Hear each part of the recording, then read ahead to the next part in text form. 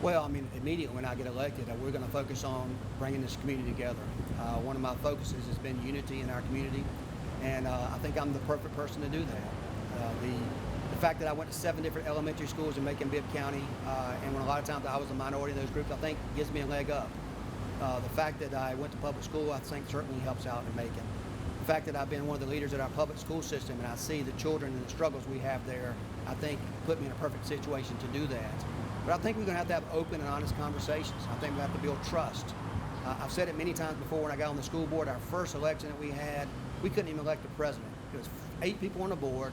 We were divided 4-4, happened to be 4 African Americans and 4 whites. You know, it's not by happenstance that happened.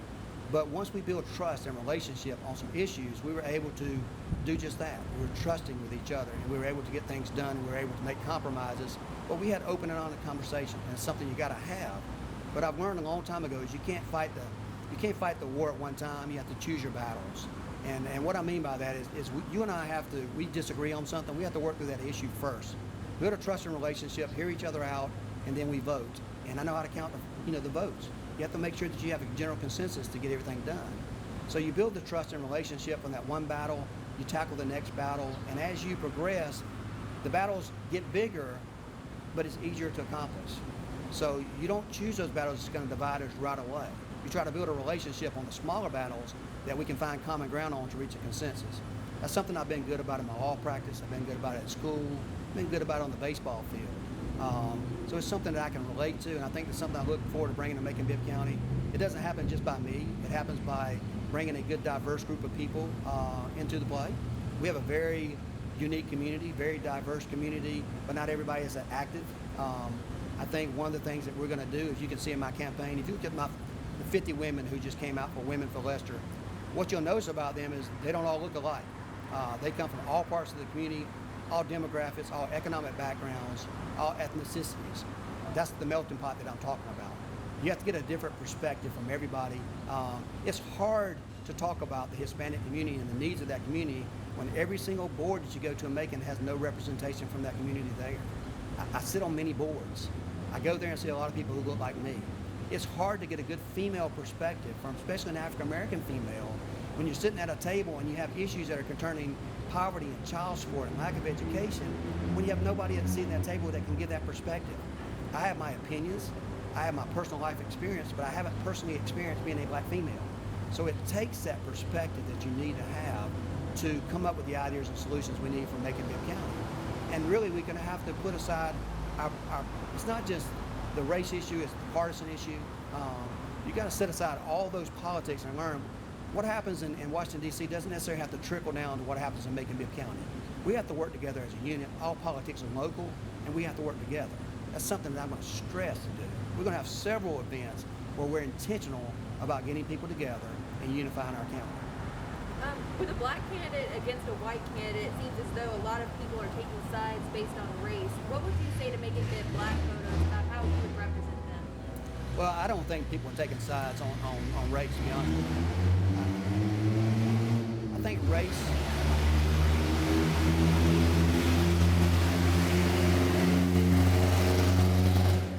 We should be good. Sorry. I'll start back over, but I don't think that people are making a decision based on race.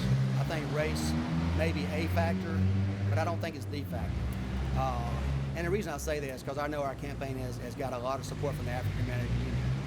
This last race was predominantly African American, with about 21,000 votes being cast by African American or minority, as opposed to 42% white. My opponent received about 11,000 votes, 10,000 shy of the total African American vote. I think people are smart enough and educated enough to understand that they need to choose a candidate that's quality, not necessarily a candidate that may share the same complexion that they do. So having said that, I do know that there are always some concerns there. There's always people that may distrust or not have a relationship with somebody of the opposite race. And you have to have those conversations we talked about. I think I've shown in my past, like I said, my law practice, we predominantly represent African American folks in it. The school system that my children attended in Bibb County is predominantly African American. Our superintendent that I work very closely with at our school is African American, and I chose him and helped to hire him. So when I go to a community, especially a predominantly African American community, they know a little bit about my past and my history and know what I've done to help all people. So I think that helps me out a lot. The other thing is I surround myself with good, trusting people that may not look like me, that they can closely relate to. We have a lot of diverse people in our campaign.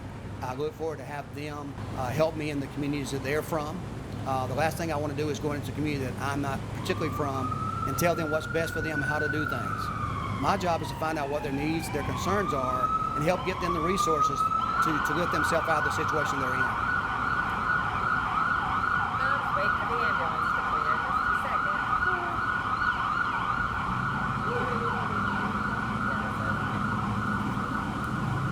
Of course, there's been a lot of debate, a lot of discussion, and it's ongoing about the Confederate monuments. The commission is set to vote Tuesday on the mayor's plan. He's got a three-pronged plan to make a plaza there at Cotton Avenue, to put the roundabout here, take out that monument, also, move both of the monuments to the Whittle Park, and then enhance Rose Park Square here based on fundraising goals on doing that.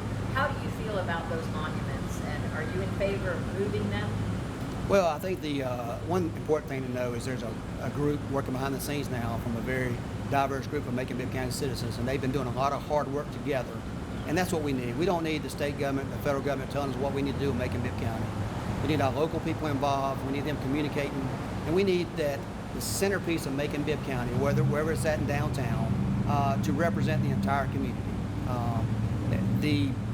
The history with the Confederate monuments, the ones that are there, not a lot of people know that history. I'd rather see them at a place like Whittle Park, they've recommended there, where if people wanted to go there and look at those statues and pay tribute to fallen, Confederate soldiers, they could do so. It doesn't need to be the primary focus of a downtown Macon. It's not a sign of the times of today. I want to be inclusive, and I want to show our diversity, and I want to show our inclusion. And that's one of the things I'll talk about. To build trust, you have to build relationships with everybody, and you have to fight these issues here so we're prepared for the big issues that may come the next day. So I'm glad they got a plan in place. I'm always looking at finances. That's just part of me. Certainly want to make sure that we can afford to do the things that need to be done.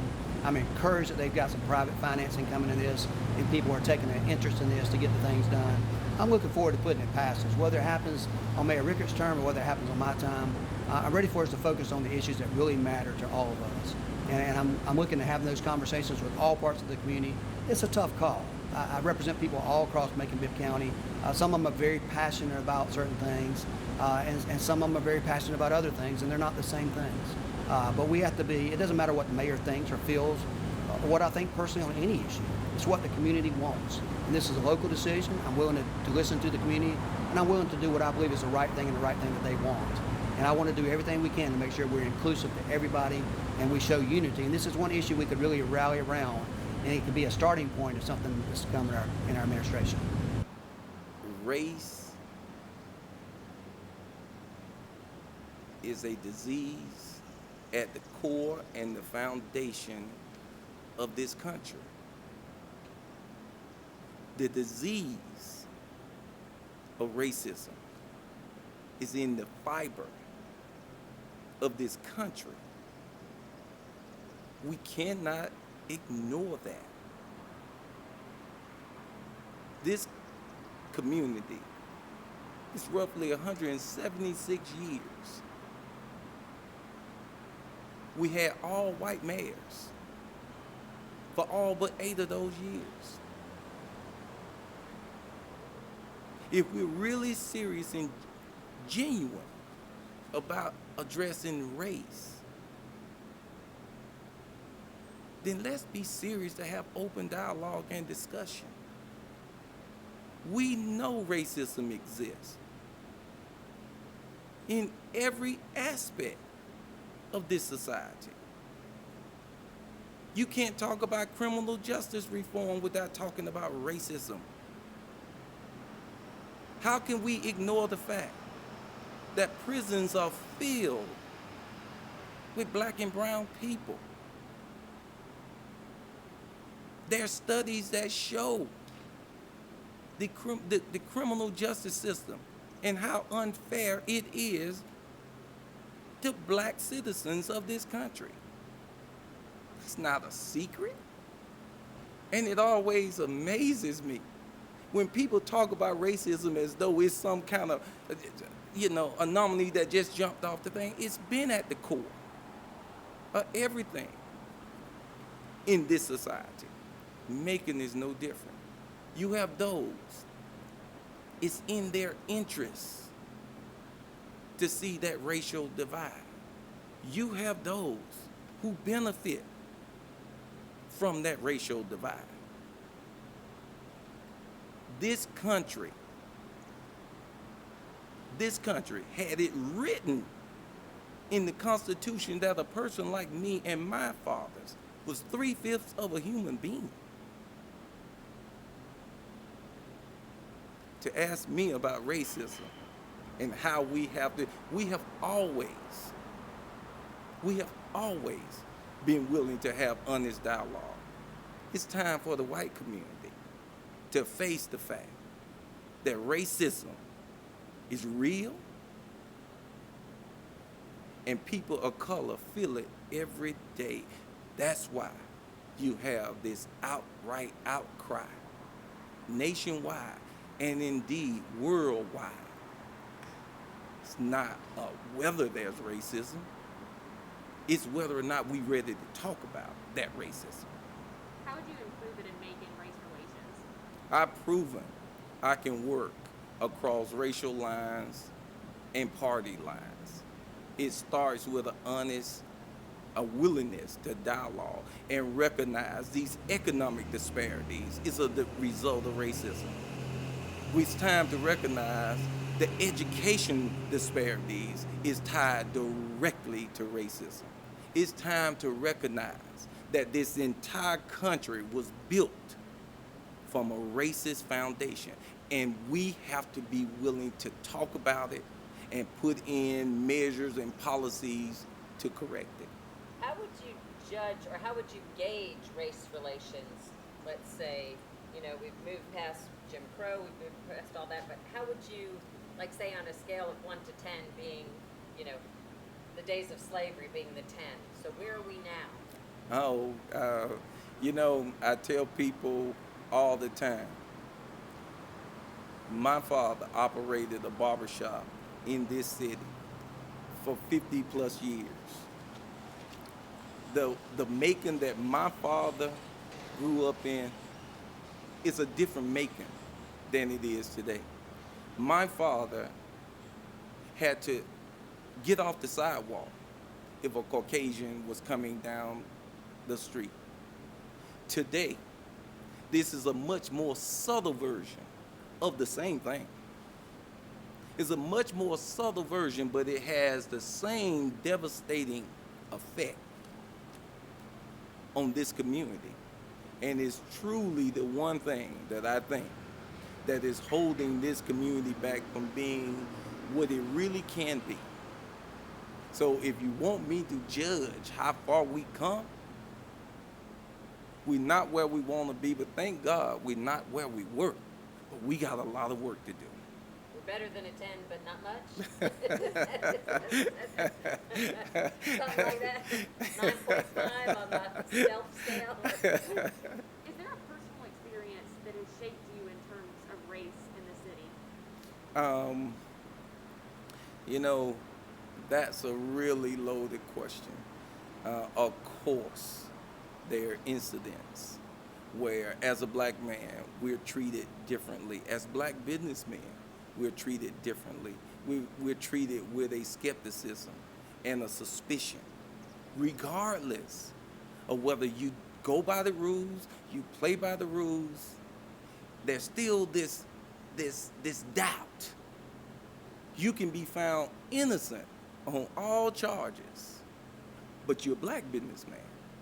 He had to do it, regardless of the outcome. So, of course, you can't be African American and not be shaped by the subtleness of this disease called racism. And it is deeply rooted in this community, and we have a different standard that we must recognize exists for minority elected officials, for minority business people, for minorities accused, every aspect. I don't think you were talking hypothetically there when you said you can be acquitted and yet there's still some sort of doubt. So how would you address building trust back with those people who might still think that something happened that was not appropriate? This is why I love Liz Fabian, because she's never gonna let an opportunity go. When the door's open, you go there. So I love it. I love it. Absolutely. But I mean, I think it's an important question. And it is a very valid question, and I have no intent to dodge that question. You know, when I left the courtroom, acquitted of all charges, I think it was 13 MAZ that asked the question, how do you feel? Vindicated. Where do I go to get my good name back now? That's why criminal justice reform is vital. So when I say to you, I don't feel the need. I hold no grudges, no animosity. Yes, it was a horrific experience. But I can say to you honestly, sitting here, I hold no grudges or animosity, because the system worked. In a system that need reform, in a system that is historically unfair to people who look like me. And so I don't waste my time trying to answer the question of those who choose to ignore the fact that I have been fully vindicated of all charges by a predominantly white Middle Georgia jury, 9 whites and 3 blacks.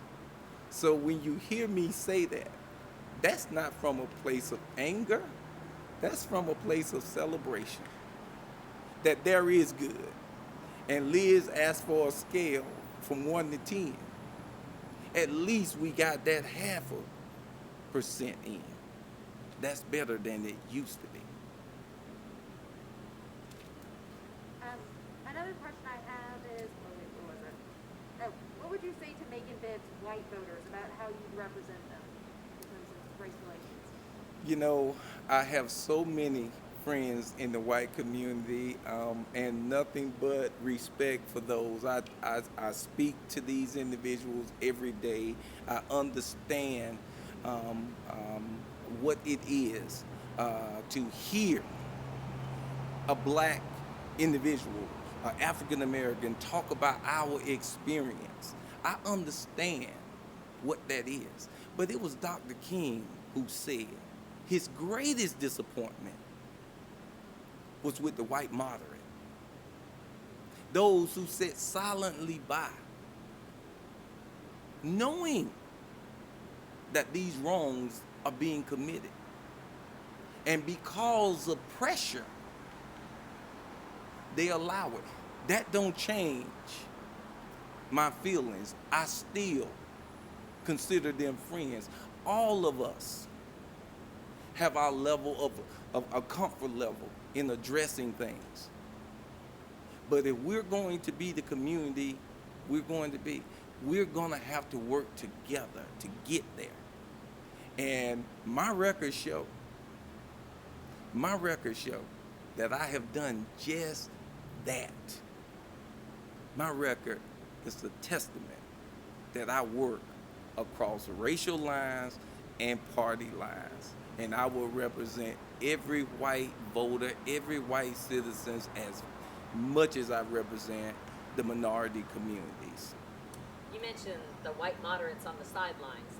We've been seeing across the country and even here in Macon, the white community stepping up with marches and at the Confederate monument downtown. What would you propose doing about the Confederate monument back here and even the one across the street to the women and the nurses who assisted?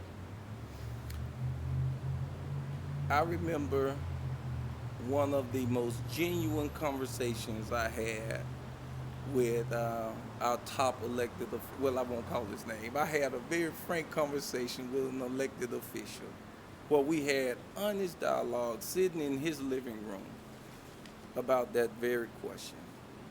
And I posed the question to him: would you want your precious grandchild going to a school named after a man who viewed you as 3/5 of a human being? And he did just what you did, a blank stare. And what I'm saying to our white community, that's a source of real pain. If you want for your neighbor what you want for yourself, that's not a real question. But about the monuments, what would you want to do about the monuments that are here? I want this community to step up and do what communities are doing across this country, and that's recognizing the source of pain that those symbols represent for this community. That's what I want. I want to see this community. Yes, it would be easy to do what some communities have done just by executive order, but there are some communities that have written it into law that there's no place to be prominently displaying such symbols of racism. But that is what I would want. I would want to see our elected official, our General Assembly, recognize the deep hurt that those symbols represent. Other than recognizing it, do you think they should be torn down? Do you think they should be removed? Because I know there's one on Cotton Avenue. They're talking about moving to Rose Hill Cemetery, or right outside of Rose Hill Cemetery. Do you think that they should be moved or destroyed? You know, there are multiple ways to properly preserve history. But I do believe that prominently displaying, as though you're celebrating, when people say make Macon great again, make America great again, without recognizing that America hadn't been so great for a great deal of its citizens. That is the insensitivity that I think we all have to grow from. But yes, it's time. It's time to send the right message to this community that we hear you, minority community. We feel your pain.